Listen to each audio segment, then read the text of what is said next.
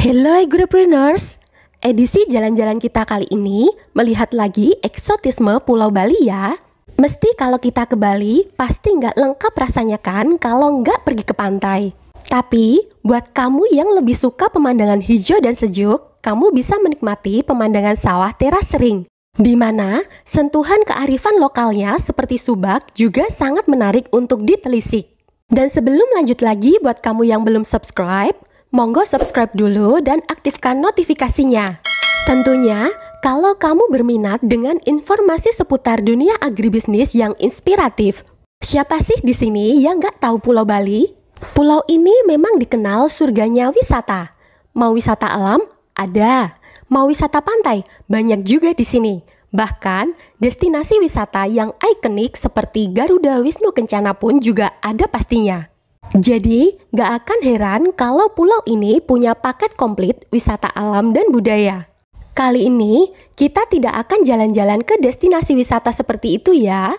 Di sini, kita mau menengok budaya pertanian masyarakat Bali, Subak. Mungkin dulu kita mengenal Subak adalah sistem pengairan yang ada di Bali.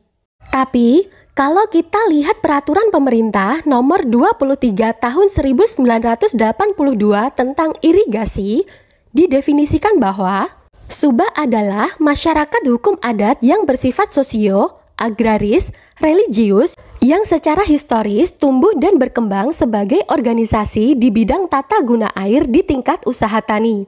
Subak ini diketahui setidaknya sudah ada sejak tahun 882 Masehi, seperti yang tercatat dalam prasasti Sukawana. Subak terus berkembang dan tetap lestari hingga saat ini. Masyarakat petani Bali masih menjaga Subak sebagai sistem yang utuh dalam pengelolaan air lahan pertanian. Subak sendiri telah diakui dunia. United Nations Educational, Scientific and Cultural Organization atau Badan PBB untuk Pendidikan, Keilmuan dan Budaya yang biasa kita sebut UNESCO pada tahun 2012 mensahkan budaya Subak dari Bali sebagai bagian dari warisan dunia.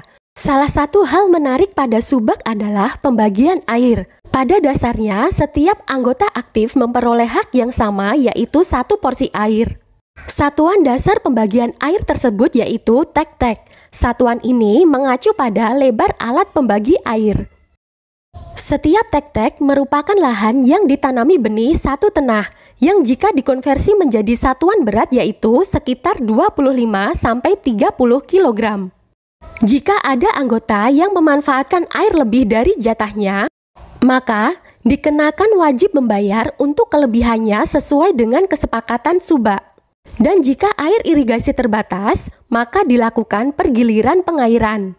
Pergiliran ini dilakukan antar kelompok maupun antar anggota dalam satu kelompok. Dengan pergiliran air ini, dengan sendirinya pula mengatur pergiliran tanamnya. Teknologi yang diterapkan dalam Subak juga terus berkembang, seiring dengan perkembangan ilmu pengetahuan dan teknologi.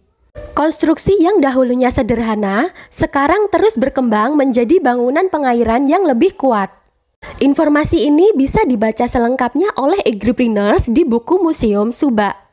Museum Subak yang berada di Kabupaten Tabanan ini dibangun dengan tujuan untuk mempertahankan salah satu wilayah Subak yang masih asri dan lestari untuk dijadikan cagar budaya. Di dalam Museum Subak sendiri terdapat sejumlah koleksi alat pertanian petani Bali. Sejumlah koleksi alat pertanian di sini seperti peralatan pembangunan jaringan irigasi, prasarana irigasi, kalender, alat pengolah tanah, pembibitan padi, penanaman padi, penyiangan dan pemupukan, alat panen dan peralatan lainnya.